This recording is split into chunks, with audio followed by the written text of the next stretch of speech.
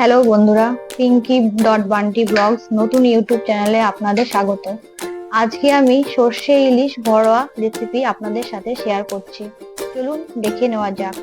পুরোটা ভিডিও আপনাদের সাথে শেয়ার করছি, স্কিপ না করে পুরো ভিডিওটা দেখতে থাকুন।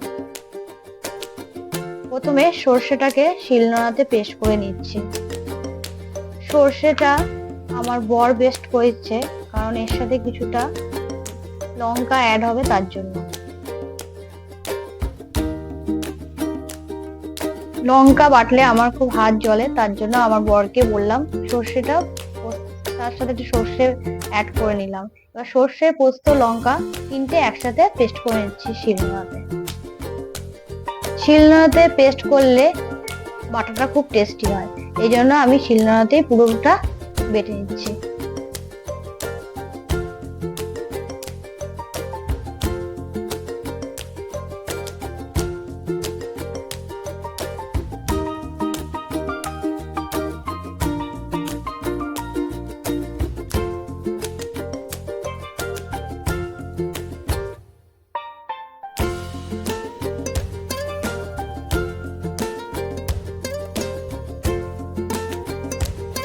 এবার বাটাটা আমরা একটা বাটিতে তুলে নিচ্ছি।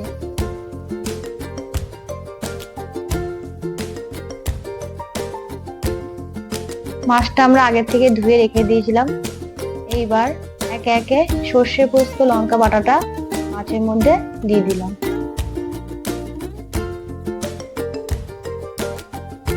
এবার ওটাকে ভালো করে মাছের সাথে মিক্সিং করে, এবার আস্তে আস্তে লবণ, তার সাথে হলুদ,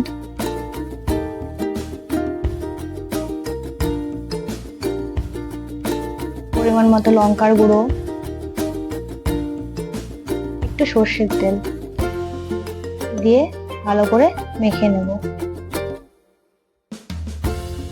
ভালো করে মেখে নেব।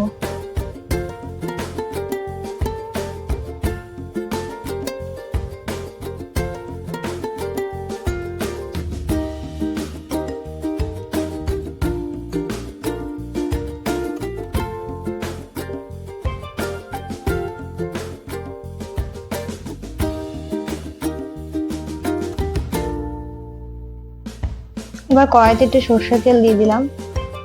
সর্ষের তেল দিয়ে একটু কালো জিরা ফোড়ন দিয়ে দেবো। কালো জিরা ফোড়ন দেওয়ার পর আস্তে আস্তে মাছগুলোকে ছেড়ে দেবো। মাছগুলোকে ছেড়ে দিয়ে আর মশলা দিয়ে ভালো করে নাড়িয়ে নেব।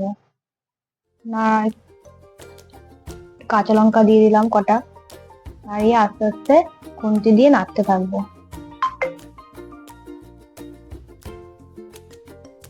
এবার পরিমাণ মতো একটু জল দিয়ে দিলাম। জল দিয়ে আস্তে আস্তে মাছটা ডিমি আঁচে হতে থাক।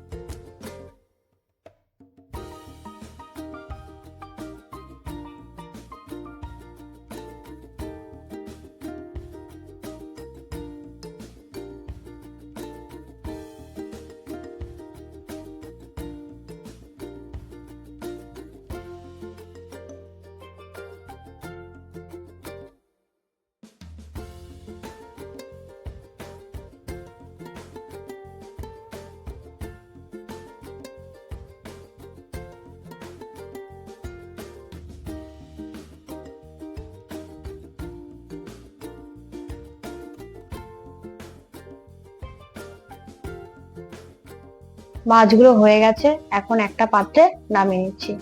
এই রেসিপিটি গরম ভাত দিয়ে খেতে অসাধারণ লাগে। আপনারাও ট্রাই করবেন। ভিডিওটি ভালো লাগলে লাইক, সাবস্ক্রাইব, শেয়ার অবশ্যই করবেন। আজকের মতো টাটা, বাই বাই। আবার দেখা হবে একটা নতুন ভিডিওতে।